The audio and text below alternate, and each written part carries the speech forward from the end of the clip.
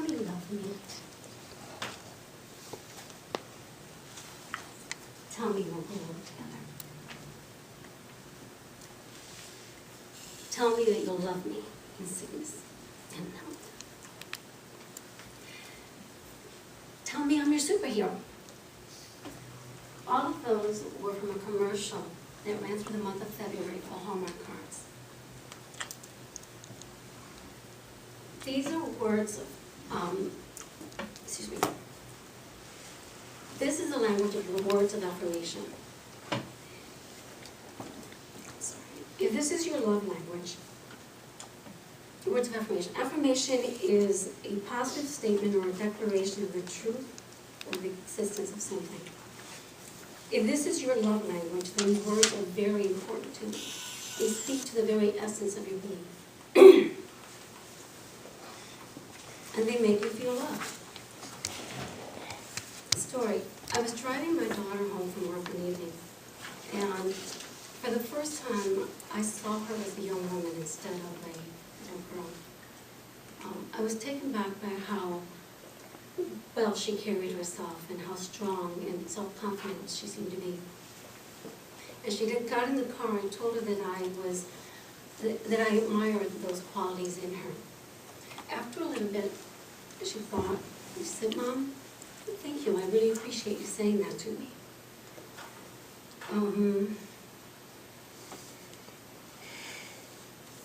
Even though we didn't say anything after that, what had happened between us was that we had actually filled our love tank with words of affirmation. Now, if this is your love language, then if this is your primary love language, then you'll be speaking this love language to other people. And it would be great if everybody spoke the same love language, but they don't. There is the love language of physical touch.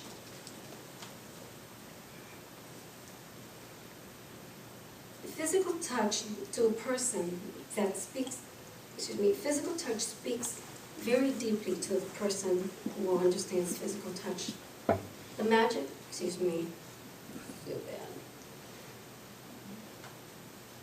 There is the love language of physical touch. To this person, nothing speaks more deeply than appropriate physical touch. The magic word here is appropriate. My oldest son, Armando, when he comes home, he loves to get massages. He loves to get massages, and that's how he feels loved.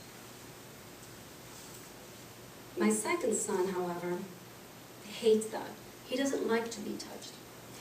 For Armando, it's okay for somebody to come up to him unexpectedly and just massage his shoulders. Alex, on the other hand, will get really upset if you even touch his hair.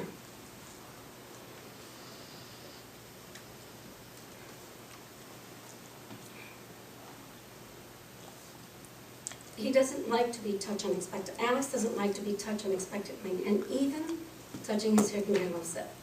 That's not Alex's love language. Actually, the wrong love language can be interpreted as a withdrawal or a leak in your love tank.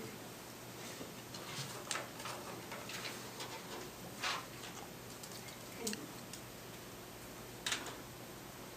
The third and fourth love language is receiving gifts and acts of service.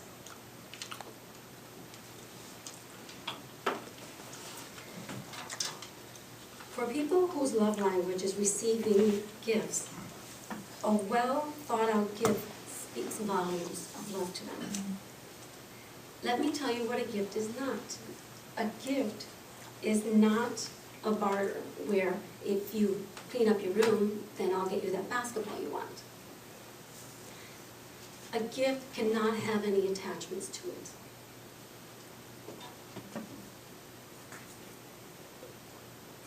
Equally important is the way the gift is presented. When a gift is accompanied by ceremonial words or beautiful wrapping or a hug or a pat on the back, well, that gift becomes very important and it speaks volumes of love to this person.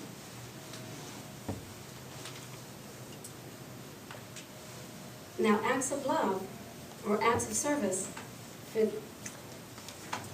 for these people, actions speak louder than words.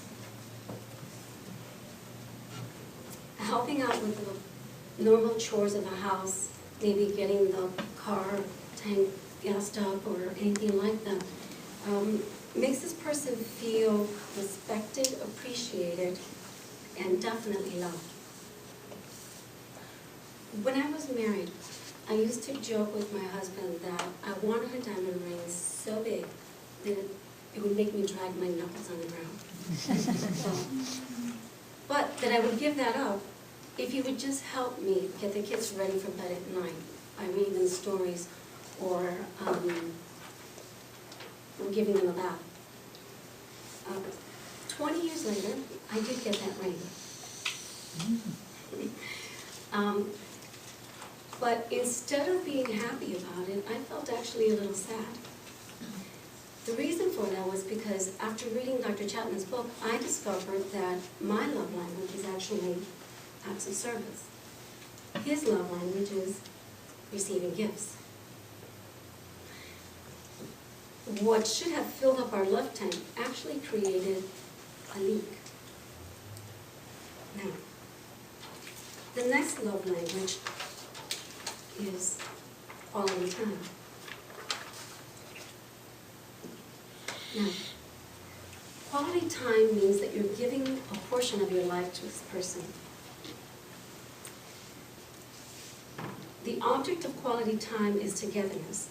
That means that the focus of your attention is on the person that you're with.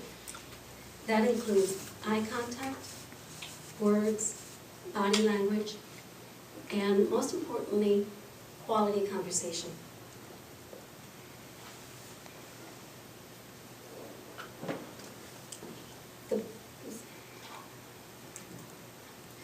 Now, the quality conversation is very important because it requires that you listen without judgment. There's been many times when I've individually taken my kids out, and I've had the privilege of some of the most intimate conversation as well as insight into my children's thinking and feelings. The best part of quality time is that it happens anywhere. It can happen at a baseball game with my daughter. It can happen on a car ride to the recruiter's office. It can happen having lunch with my friend. In conclusion, the 5 love languages are physical touch, receiving gifts, acts of service, quality time, are really just tools for better communication. I challenge you, and those you care about, to take the love language quiz and see how quickly your love tank can you